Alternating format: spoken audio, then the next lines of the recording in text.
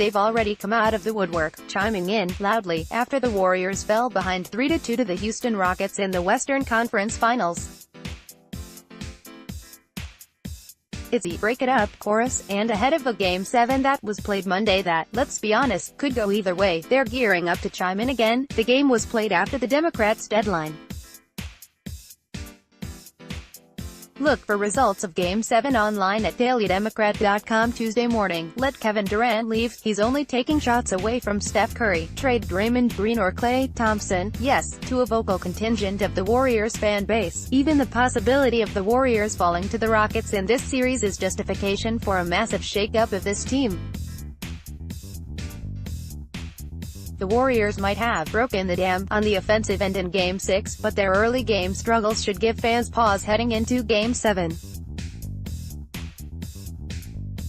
Home court advantage cannot be undervalued heading into a winner-take-all contest, and if the Warriors fall behind by 17 due to turnovers, poor offensive flow, and hot Rockets shooting, they'll be hard-pressed to turn that around and win, much less by 29, on the road. And while it's unlikely that Rockets star Chris Paul will play, if he does play, it's hard to imagine that he'll be in any way effective. The Rockets have the presumptive MVP in James Harden and role players who have proven multiple times in this series that they can rise to the occasion. The Warriors might be the favorites. After all, it'll be 4 All-Stars against 1 on Monday, but Game 7 is no gimme.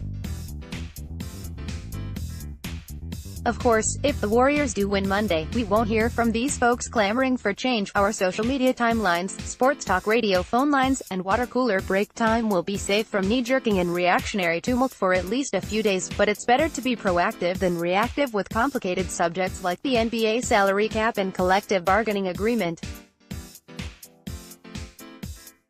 Luckily, the truth of the matter is not complicated. Win or lose, like it or not, this Warriors core of Curry, Durant, Green, Thompson, and Andre Iguodala isn't going to be broken up this offseason. Because not only is it implausible that the Warriors would shake things up this offseason, even with a forward-thinking owner like Joe Lacob calling the shots, it would be downright bad business to make major moves at this juncture.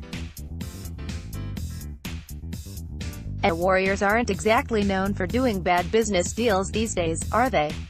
Advertisement maneuvering this summer would be extremely challenging for the Warriors because they had the highest payroll in the NBA this past season and are not estimated to have any salary cap space this offseason. That's because they have most of their top players securely signed. Stephen Curry signed the largest deal in NBA history last summer that will keep him in a Warriors uniform until 2022. Green, Iguodala, and Sean Livingston both have 2 years remaining on their contracts after this season, and Thompson is entering the final year of his deal. Durant is likely to be a free agent this summer, but luckily, NBA rules allow for teams to re-sign their own players, even if they are already over the salary cap. Durant is likely to sign a new 4-year deal worth an estimated $160 million with Golden State, though he would delay signing long-term and agree to another 1-year deal this summer. Either way, Durant isn't going anywhere. So if the Warriors wanted to shake things up or augment this core this offseason, they'd have to do so via trade. Thompson would be the top candidate for that, given his soon-to-expire contract, but he's made it abundantly clear that he has no interest in playing elsewhere and is reportedly keen to sign a team-friendly contract extension this summer. Green is another player it has been speculated could move. He has 2 years remaining on his contract, but how could the Warriors trade the heartbeat of their team in last year's Defensive Player of the Year? Iguodala has proven his worth this postseason, both through strong play and absence, and the Warriors signed him to a less-than-team-friendly 3-year deal last summer. At least 4-year, he's not going anywhere, either. His is irreplaceable at the moment. The Warriors roster will not be static year over year, though. Decisions will need to be made on soon-to-be free agents David West, Zaza Pachulia, JaVale McGee, and Nick Young. The Warriors will also have to worry about losing Kevin Looney and Patrick McCaw as free agents. Ultimately, though, the next Warriors team is going to look awfully similar to this one.